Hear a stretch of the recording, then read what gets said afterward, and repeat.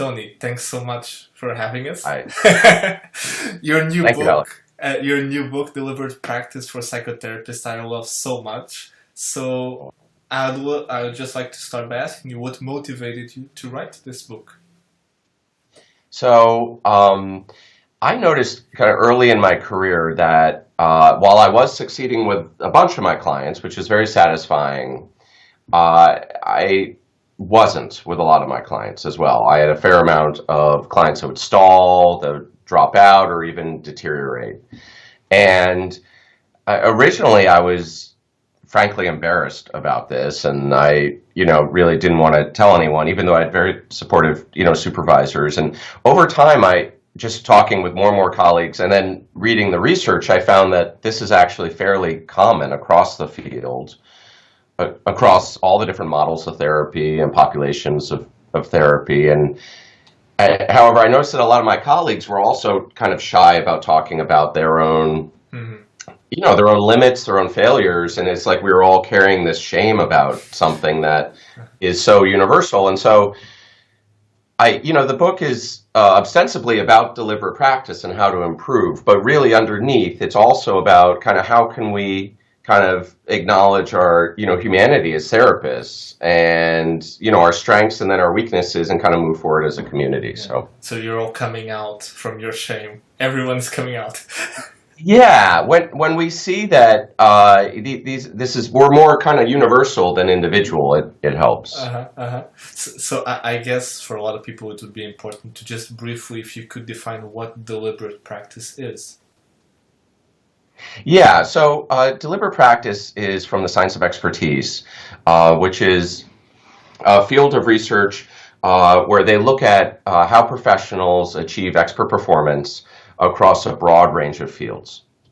So it could be athletics, it could be music, chess, piloting, a broad range. And a psychologist named Kay Anders Ericsson and colleagues in the early 90s were studying professional musicians, violinists, at a music school in Germany. And they gave the violinists diary cards to fill out what they were doing to achieve their expertise. And they then assembled all the data and organized it by the skill of the violinist. And they found only one variable that predicted the skill of the violinist. And that was the number of hours the violinist had spent in solitary deliberate practice. So deliberate practice is a term for a kind of a set of processes that I'll just briefly summarize here. Please. It's, first of all, observing your own work or having a coach observe your work, getting feedback on that work, identifying specific micro skills that are just beyond your ability, repetitively practicing those skills, so again and again and again, and then assessing the outcome.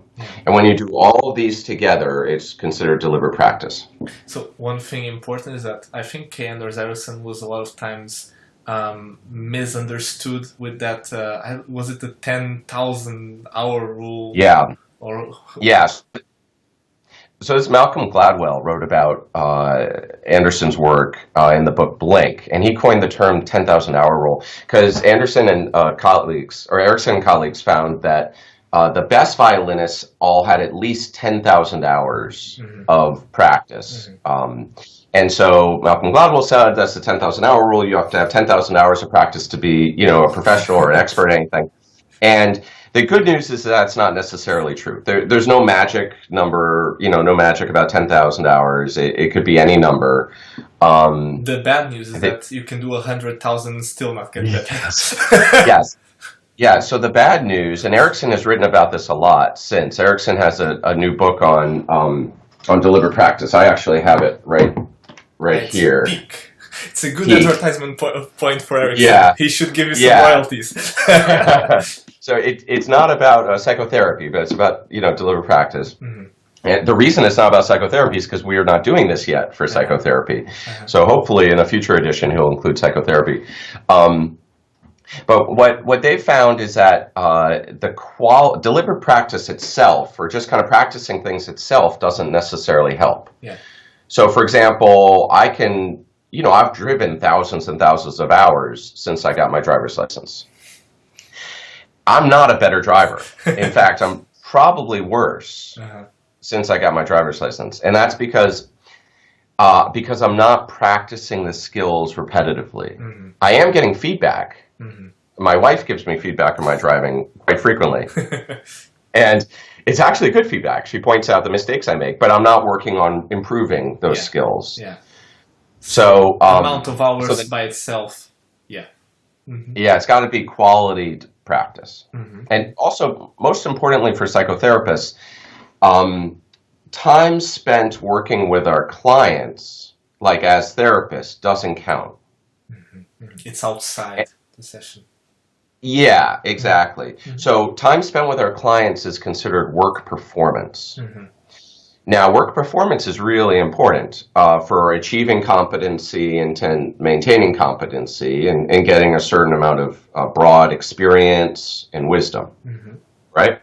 So if I go see a therapist, I want to make sure they have, thousands of hours of work experience. However, work experience is, for many people, not all, but for many people, not sufficient for achieving more specialized skills and improving the skills beyond competency. Yeah. There is one distinction you make in the book that I find very interesting, and maybe we could tie in this with your own story, which is the difference between knowing about psychotherapy and actually being effective in psychotherapy. Yeah, so psychotherapy is taught more like philosophy, right? Where we read the theory, we talk about the theory, we write papers about the theory, or we write papers about the cases. And we might even show videos of cases. So we get very smart about psychotherapy, but it's really different than doing it. I mean, I found, I can write a great paper about psychotherapy. I can write really good psychotherapy, right? However, if you watch a video of my psychotherapy, you will immediately start to wait a minute, why'd you do that? Why'd you do that? Wow, you totally missed what the client said. Wow, you and the client are not lined up here. And I think part of the issue is psychotherapy is not a philosophy, it's a performance art. Yeah. It really is. It's more like, think about comedy or improvisational acting, where we have a human being in front of us who's watching our every move very carefully. It's very high stakes. Most of our clients are there not because they want to be, but because, they're in a lot of distress. And they really need our help. And they present a constant stream of unique stimuli that we have to respond to. Every session is different. We have to immediately respond. We have to immediately respond authentically and helpfully. No pressure. I mean, it's incredible pressure. We have to do that also while tolerating our own complex feelings and anxiety that are getting stirred up by hearing our client's trauma, right? Our own countertransference. And so I actually think this is way harder than comedy or improvisational acting because of the emotional content that we're working on. And so having to perform moment to moment in that way is not philosophy. It's a performance. Yeah. And not performance meaning fake. I mean, like something you're doing. Yeah. Right? In fact, it has to be authentic. I would dare to say it's experiential to me. Yeah, there it is, experiential.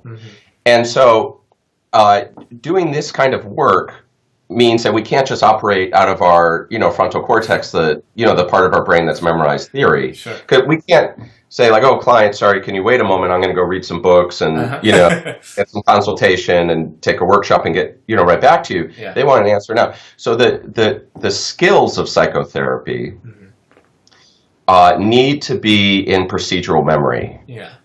Which means they need to be immediately accessible. They almost need to be in our bones, not just our brain. I remember reading Kahneman and even Anders Ericsson, and they were talking about how intuition, in a way, it's memory recall.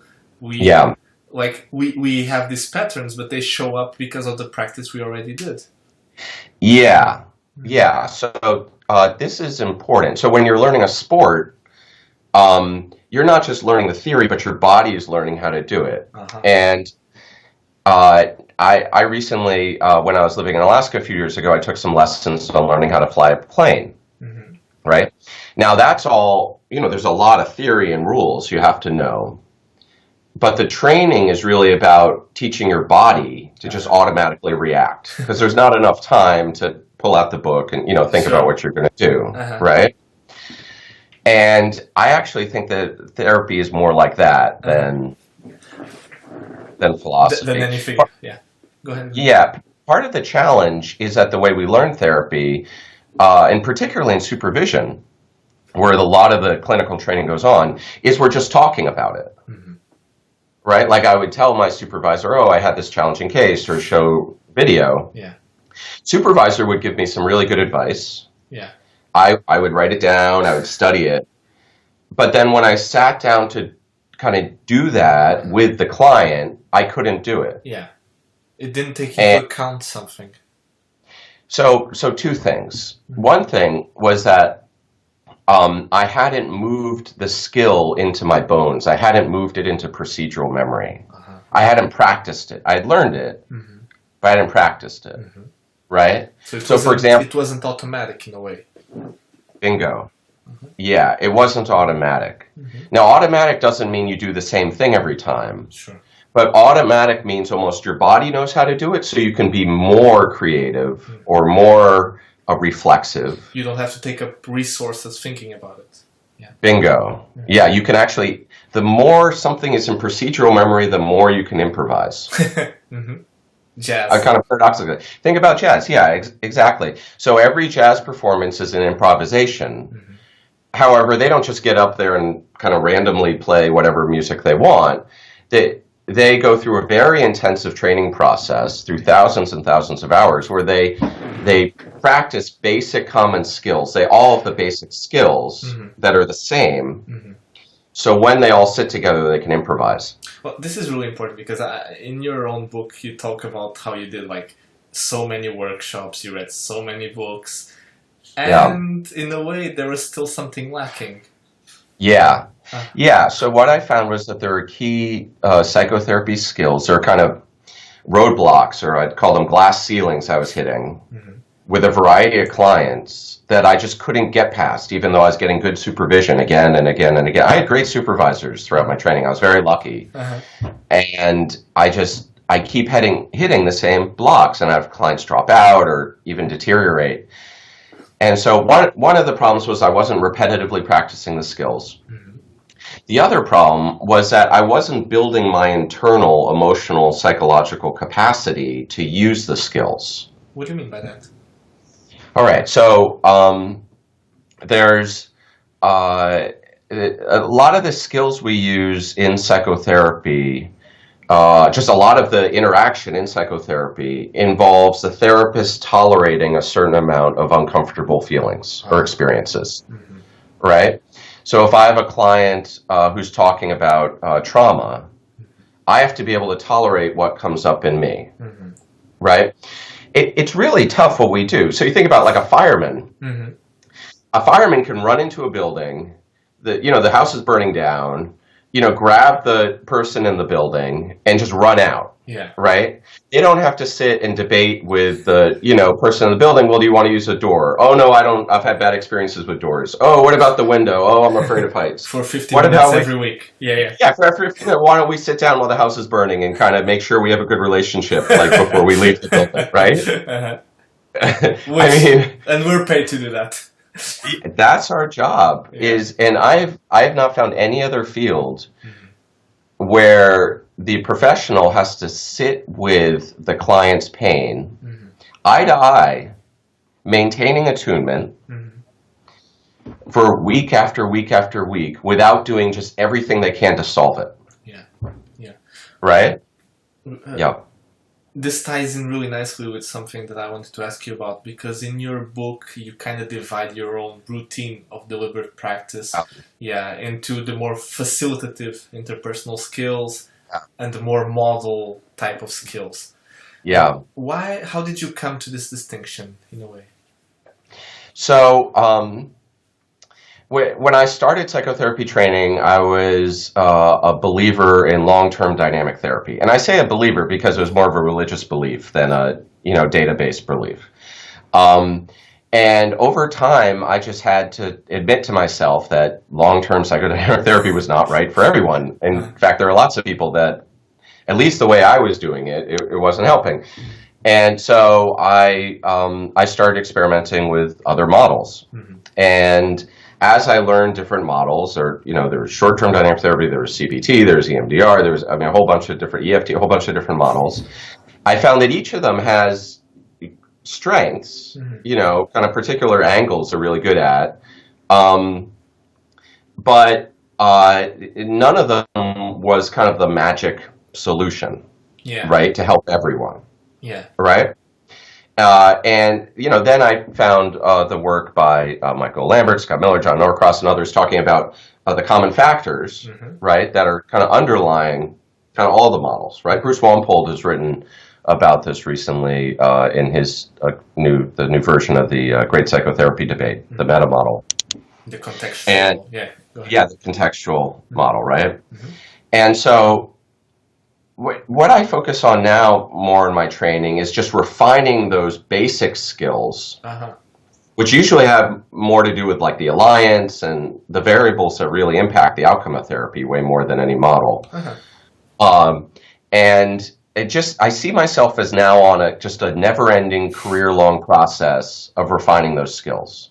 Yeah. I mean, in most other fields, people practice the basic skills for their entire career, right? Mm-hmm. So a basketball player will practice dribbling and doing free throws their whole career, forever. Yeah. Even at the highest levels. Yeah. Right? Mm-hmm. I have a friend who's in the National Symphony in Washington, D.C., and she's at the top of her career. She's got 30, 40 years experience. She can't go any higher in her career. And she 6 days a week, spends a few hours a day practicing the basic notes. Mm-hmm. Now, we don't do this in psychotherapy. Mm-hmm. Not because we're lazy or we don't care. Most of us care a lot about getting better, right? It's just we don't have a culture of it. Yeah. But when you divided it, you divided it into facilitative interpersonal skills. Yeah, you're getting to that. Yeah, so let me get to that. So facilitative interpersonal skills is a term, I think it was defined by, I think his name is Anderson. Tim Anderson? Yeah, Tim Anderson. Yeah. I don't know if he defined it, but he's doing the research on it. Yeah. And some others as well. And that's just the skills kind of underlying the alliance, mm-hmm. right? Mm-hmm. So those are the skills I focus on for that. Now, what I also found, though, is that, getting good at the alliance skills is sometimes not sufficient. Mm-hmm. Is sometimes certain problems come up where clients have certain goals, challenges, that really need specialized techniques. Yeah. Mm-hmm. Right? So, go ahead. Uh-huh. And that's where I turn to models, is the models are really good at specialized techniques. I personally think that those specialized techniques are actually ways of reaching deeper into the alliance mm-hmm. in challenging situations. They influence each other, yeah. Exactly, yeah. So it's a bit of an artificial distinction, but yeah. Uh-huh, uh-huh. But it's kind of interesting because I can totally understand and see how you could do deliberate practice on interpersonal skills. You trade empathy, all this kind of stuff. Yeah. But when it comes to the model-specific ones, it's harder for me to choose which I should focus on because I don't know which ones correlate with outcome or if they even do correlate with outcome at all. Yeah. So that's a challenge that our field is facing overall, mm-hmm. is that, frankly, we still don't really know how psychotherapy works. Mm-hmm. We should pause that. Let's have a silence now after that. If we can be okay with that, sometimes I picture myself, wearing what a 14th or 15th century physician would wear, the same clothes, uh-huh. and it keeps me humble, right? It keeps me. Uh-huh, uh-huh. That's my frame. Let's just stay with that, right? And now the good news is we know psychotherapy works for a lot of people. Our outcome data is pretty good, compared to many medical treatments. So if we can kind of hold those two paradoxical things at the same time, what we do often works. Yeah. But we don't really know. I mean, we have some ideas why. We know the alliance is important, and we know experiencing affect is often important, and other things like that, right? But there's no specific techniques have been found to reliably predict outcome that I'm aware of, right? Yeah. So how now what is that? Yeah, how do you focus then on model-specific deliberate practice? So there's kind of two things I do. Is I show videos of my work to expert consultants. I have a few expert consultants I work with, right? So right now there's John Fredrickson in Washington, D.C., and then Alan Abbas in Halifax, right? And I really trust them. They have really good outcomes. And I basically trust their advice. Yeah. And they point out skill deficits in my videos.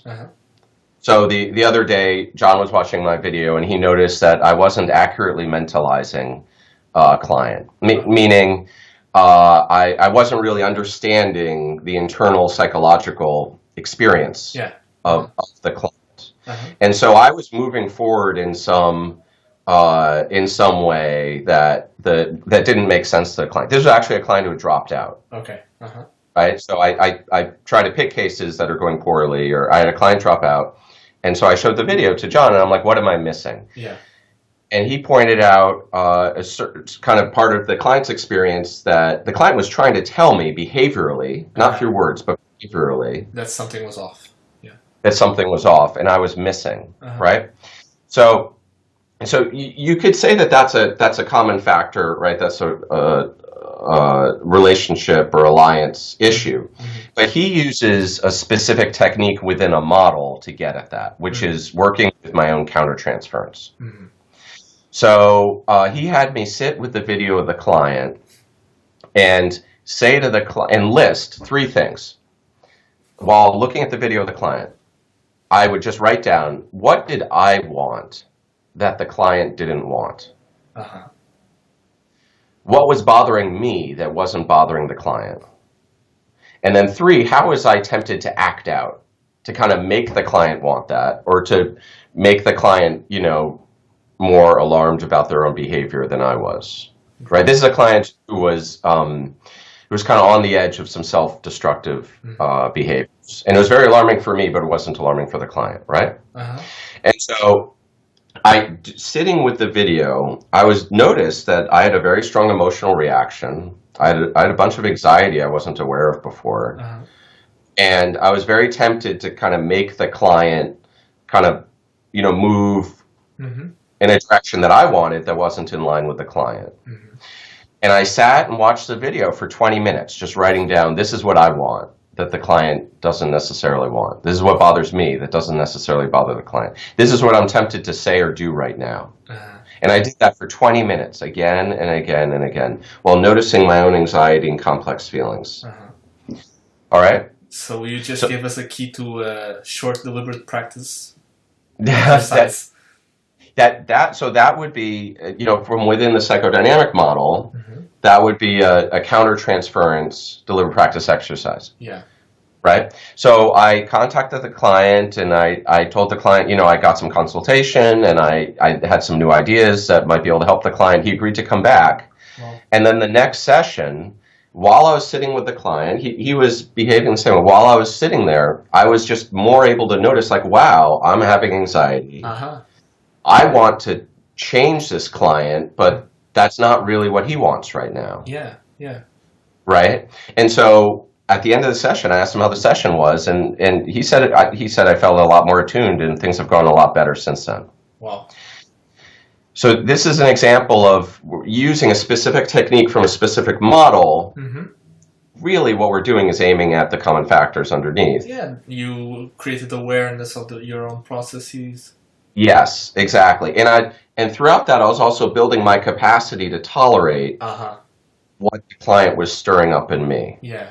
which actually ties with another exercise that you do in the book, which is, I think, very common factory, which is working on your own experiential avoidance. Yeah, exactly. So this, let me just say one thing too. Sure. So that exercise that John had me do, if I was working with, let's say, a supervisor in the motivational interviewing model, they probably would have had a very different exercise, but it would have aimed at the same goal. Yeah. Right? Or a CBT supervisor would have had a very different exercise, but probably would have aimed at the same goal. Yeah. As long as they were good. Let's put it this way. Yeah, as long as they're good. Yeah, we have to have a good supervisor. So, but going back to your point, these exercises are not derived from research yet. Because we don't have, specific, we don't have research on it. Yeah. So this whole deliberate practice thing is all experimental. Yeah. And I just want to be really upfront about this. This is not like, the proven way to automatically improve your effectiveness. This is, however, it's something I'm hoping the whole community of therapists around the world across the models can experiment with. I'm hoping, CBT people can develop exercises to build, skills for CBT therapists, for dynamic therapists, for EFT therapists, for EMDR therapists. Yeah. And then over time, we can just find out through clinical experience and research what works best and what doesn't. Well, one thing. Sorry, you go ahead. Yeah. You were going to say something else. Oh, no, I was going to ask. Remind me your past question. What I was bridging now from what you were saying is the question about solitary deliberate practice.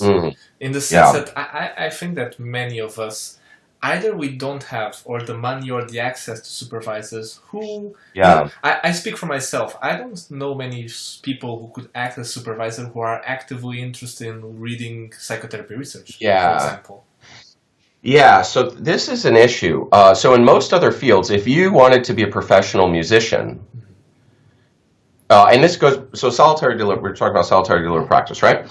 If you wanted to be a professional musician, you would be expected to do that, and you would be expected to get professional coaching at least until you got to a professional level of skill, if not beyond, right? If you're a professional athlete, you would do solitary deliberate practice and get professional coaching your whole career. Yeah. If you're going to be a pilot, if you're going to be, no matter most other fields, we don't have a culture of that in psychotherapy. We're not paid for it. We're not recognized for it. We're not rewarded for it. Our clients don't understand it. Our licensure board doesn't care if we do it or not. Our colleagues don't know what it is. And so right now it requires a tremendous amount of willpower, and it's simply not accessible to many therapists. So I'm hoping over time our culture can gradually, incorporate this, right? Let me go back to, I remember your previous question was about experiential avoidance. Yes. Right? So this is a really important point. Something I noticed getting feedback on my cases over the years from supervisors was that I was making the same mistakes again and again across many clients. And part of this was because I hadn't, practiced the skills repetitively. But part of it was because the clients were just stirring up all this anxiety and all this painful feelings, right? And then I would try to get away from it without realizing it, right? Like one of my supervisors pointed out that I was redirecting clients away from their sadness. I had another supervisor point out when I was redirecting clients away from good feelings. I was shocked, but I was. You can remind me of affect phobia therapy. Yeah, it's like affect phobia in that way, right? And so, the traditional route to dealing with this issue is that if your supervisor noticed some experiential avoidance, they'll say, "Well, Tony, why don't you go get therapy?" Right? Sure. Now, I'm a big believer in therapy. I did a lot of therapy. I still do my own therapy. I'm all for therapists doing therapy. However, imagine if you were learning a sport. Do you play any sports? I used to play basketball. Basketball, okay, great. But so imagine maybe piano is better. I played piano many years. Okay, well let's stick with basketball to start. Okay, go ahead.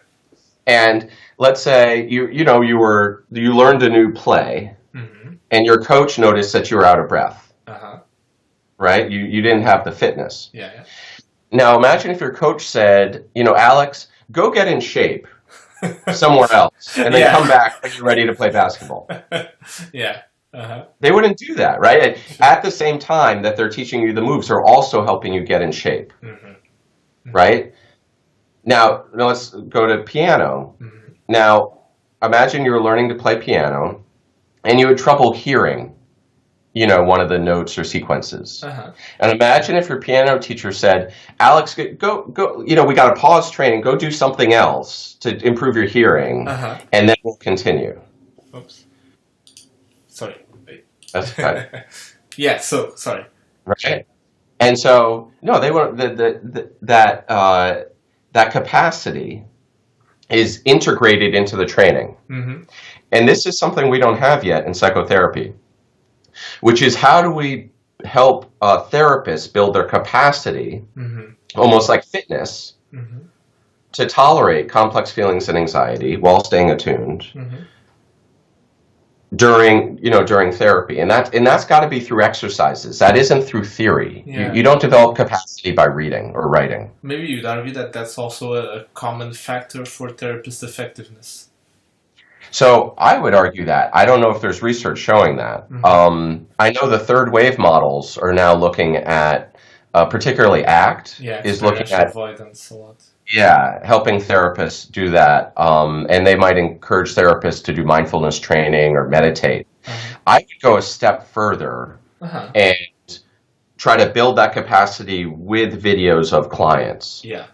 So we have this closer to the stimulus that's going to happen in therapy. So let's talk about this part of videos, because I think it's really important. And again, we don't have a huge culture on this.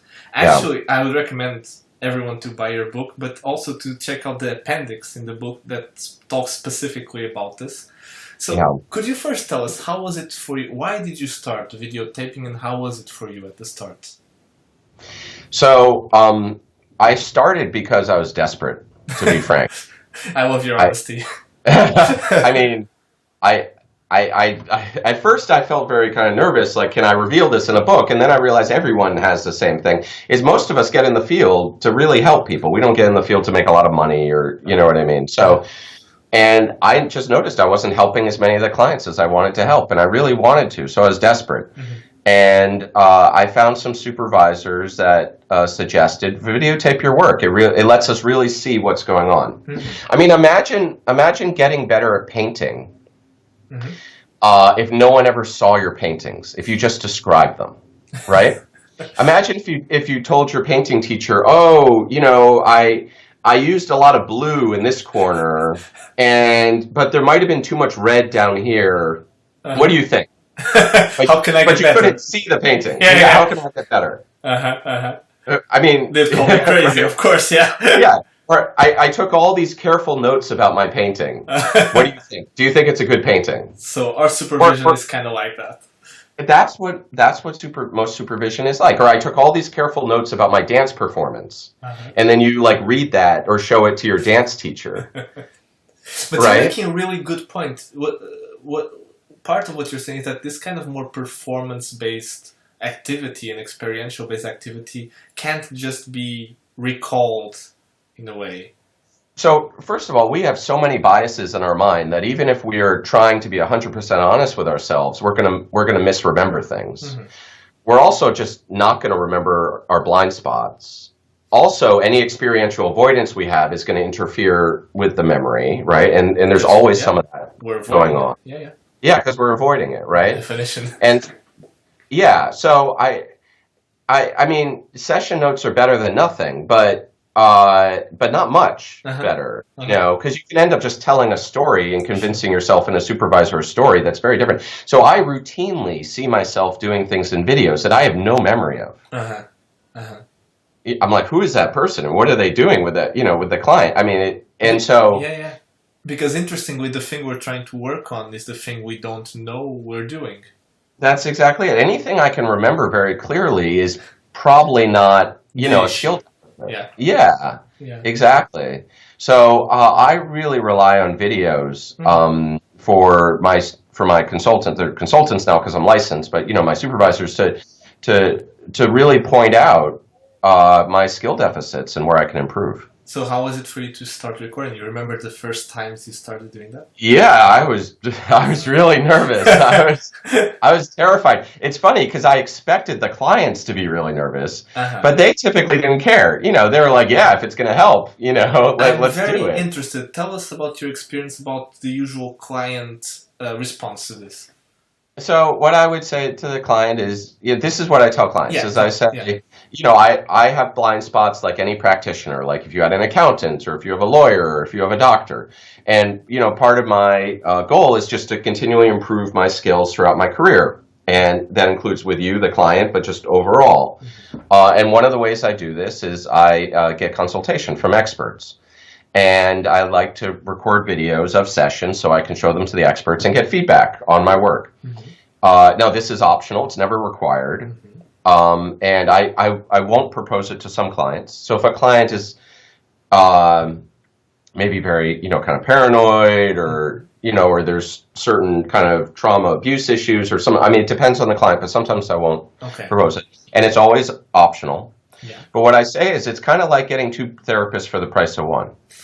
Okay. And you usually present this idea when? Beginning of... At the beginning, yeah. So I have a consent. They have to sign a consent, or they can refuse consent. Sure. But there's a paper thing, and I won't videotape without consent. They always have the right to withdraw consent. I make it clear we can turn off the video at any time. I delete the videos immediately if they don't like it. I don't save the videos for a long time. I just use them and delete them, unless I get a separate consent to use the videos for teaching purposes. Okay. So I go into depth about this in the appendix. Yeah. But I've found that, maybe 75-80% of clients are just immediately like, sure, if it'll help, it'll. Yeah. They don't think about it. Mark Hilsenroth and colleagues did some research on this, and they found that most clients are fine with it. The therapists get nervous about it. And I was almost fired from a clinic. I was supervising at a clinic, and I wanted the supervisees to videotape, and they almost fired me for it because they were like, oh, it's going to... Wow. It's going to threaten the clients. And I was like, well, someone's feeling threatened. Don't know if it's the client. I don't think it's the clients. In fact, I've had multiple clients where, we're stalled, and I videotape a session. I show it to a consultant, like John or Alan. I get feedback. I practice the feedback. I come back, and I help the client more. And I actually have a client now who insists I videotape. Oh, wow. That's very modern. Yeah, because I want you to see where you're screwing up. I want you to be good. Be better. Yeah. I mean, if you have an accountant, do you want them to get routinely audited?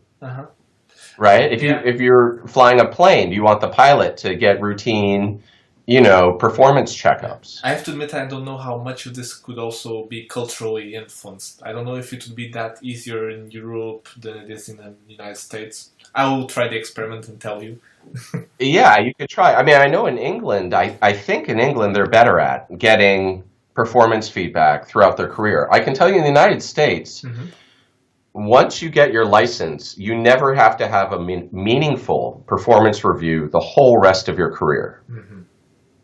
So if you want to see the last time your therapist had a meaningful performance review, you look at the date on their graduation certificate. And that could have been 30 years ago. Not right? And it's, I think that's alarming. Well, one thing in your website that's also very modern and impressive is that you actually show your own outcome data. Yeah, so that was a process. So I was inspired to do that by Jason Seidel. He's a psychologist in Colorado. And I was collecting my own outcome data as part of feedback-informed treatment, right, to just kind of use it session by session with the client. And Jason suggested, hey, you've got all this outcome data. You can collect it together and see how you're doing. And I was like, okay. And I noticed I got kind of nervous collecting it all together, But the outcomes ended up looking okay. So I was like, oh, I'm going to put it on my website. And then I said, I'm going to keep doing this for the rest of my career. That's perfect. Then I moved to Alaska, and my outcomes went down. My outcomes in Alaska were not as good as my outcomes in San Francisco. Now, I was in a different setting. Life was hard for me in Alaska. Maybe I just wasn't performing as well. But I still posted the outcomes on my website because I honestly think this is I think the public deserves access An to outcome ethical, data. yeah. Yeah. Now it's a complicated issue because we don't know exactly the best outcome data or how to communicate to the clients, and it's easy for therapists to fake it or fudge it, and Yeah. so this is not something that should be mandated by the government yet or anything like that. But I I encourage therapists to collect their own outcome data, to look at it, and to present it to the public, and so we can just be open about it. And fighting the shame again. Yeah, that's it. It's very humanizing to say, yeah, I help a lot of my clients, but not all of them. Yeah. Well, one thing that now the $1 million question after talking all about this is: do you believe that you've become more effective since you started doing deliberate practice? So yes, and the key word is believe. In the sense of not proved. I do not prove. Part of the issue is that I've moved every few years since I've started doing this. So I follow my wife around for her job. She's an academic. She has gotten jobs at different universities. And so outcome data from one setting can't really be compared to another setting. They're just very different. And so I don't really know for sure. It's just a in an empirical sense. Yeah. It's a subjective sense. Now, most therapists believe that they're getting better. Right? Yeah, exactly. Okay. So there's no reason that, and not all of us are, okay? In fact, there's been research to show some of us get worse over time. Yeah. So there's no reason to think that my subjective belief is any better than anyone else's. I might not be getting better. I might be getting worse over time. And I want to emphasize this. Just because I'm doing deliberate practice doesn't mean it's effective deliberate practice. All right? The first people to practice playing tennis did not necessarily practice well. Right? The first people to practice acting or practice chess did not necessarily do it well. So we're still right? In medicine, yeah. They're still figuring it out. In medicine, they've had to really do a lot of research to figure out what methods of practice work and what methods don't. Yeah. Now that involves a lot of failure. Research involves a lot of failure. Yeah. Now I'm okay with that. I'm hoping if enough of us experiment, some of us will succeed, and they can let me know what they're doing, and then I can do that. Right? So, Does the outcome data at all guide you, help you? Yes and no. At the case level, if a client is deteriorating, I can kind of watch the outcome data, and that can help me see if they're doing better. If a client is already doing well, it's kind of hard to see if they're doing better or not. I mean, you kind of get. Also, if a client, the outcome measures aren't really good at helping clients with low distress. Yeah. So they're not good at capturing change at that level. Yeah. So there's all kinds of subtle aspects of psychotherapy that just are not picked up yet by outcome measures. So Mike Lambert's assertion many times is that the deteriorating ones, the ones at risk, are the ones that are most helped. Yeah. Did you ever have the feeling that clients were deteriorating, you couldn't see it, but the outcome said so? Oh yeah. But yeah. That's the primary benefit of the okay. Yeah, of those measures, is to help me see my own blind spots when I thought, and usually because of a problem in the relationship where they were just complying with me or pretending with me, and I had gotten into some kind of problematic relationship with them, and so I had to learn how to get out of that. Yeah. So something I want to emphasize is, our measures that we have are definitely good enough to experiment with and use, but we really need better measures. I wish, instead of all this energy going into new models and randomized clinical trials that just go on and on and on and on and on, I wish there's, half of that energy going into new measures.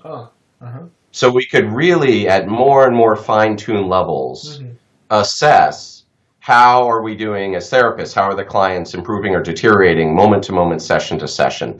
I mean, if you think about it in medicine, part of the reason medicine is able to develop these really good treatments and make, doctors really effective is they have better and better and better measures. Yeah. They know if they're doing any good job or not. Exactly. Yeah. And so that's what we really need. And until we have that, it's going to be hard. It's just going to be challenging to assess, the effects of deliberate practice. What are your It doesn't mean. What are your Sorry. favorites? Sorry, what's your top pick right now? I love all. I'm a psychotherapy nerd, so I mean I've used so many different measures, and I mean they're all good at different things. You know, there's like the symptom-based measures, you know, But like you have the one OQ or the BHM. you try to use recurrently every session. Yeah, exactly. But then there's some measures like the outcome rating scale, the ORS, which is nice and short. It's very accessible. It's free, and it's not specifically symptom based, like, you know, symptom by symptom. Yeah. So that has advantages. There's Jennifer Callahan is University of North Texas is developing a whole new measure set, which I'm very excited, you know, to learn more about, you know, as she develops that. And so the inventory of interpersonal problems is, you know, good for personality stuff. There's measures to assess defensive functioning if you're, you know, working from a dynamic model.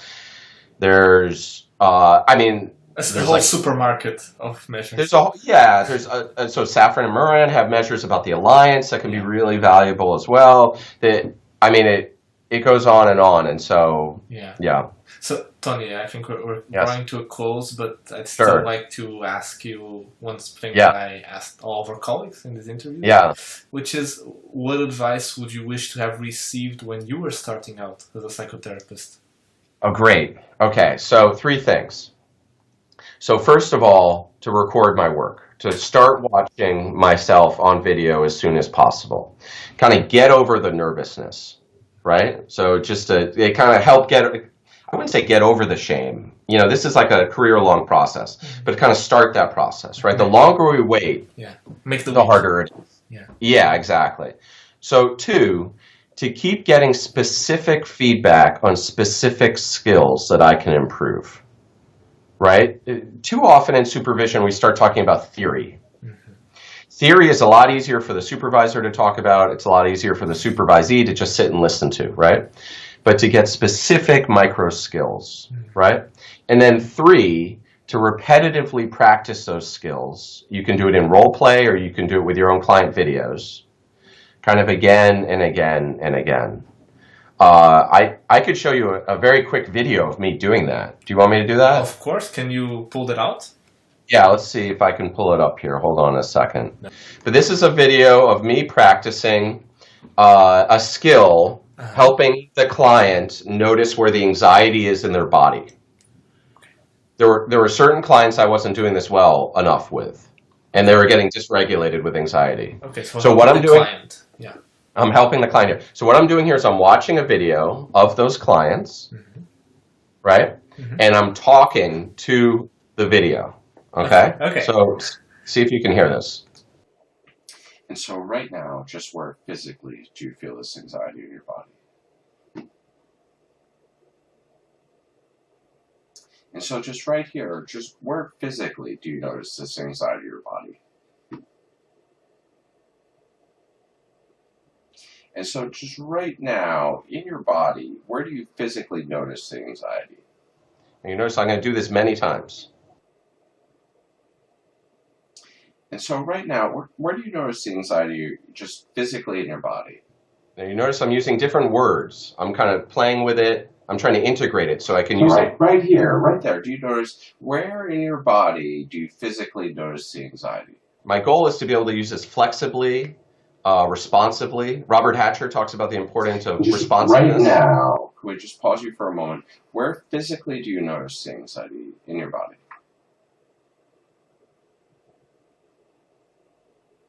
And so right now, just where physically do you notice the anxiety in your body? Right now I will do this for 20 minutes. But just to make clear, so you first watched the intervention of the client in the video that you were watching, and then you were responding to that video with this approach. Yes, exactly. Okay. Yeah, and I will just keep doing it again and again till it's integrated. Here, let me pull up another video here. Please do. So in this video, I am watching myself work with a client that I had found to be very activating. And in the session, I kept talking over the client. I just had a hard time kind of staying attuned. And so what I'm doing now is I'm watching the client, and as I watch, I'm just noticing what is coming up in me.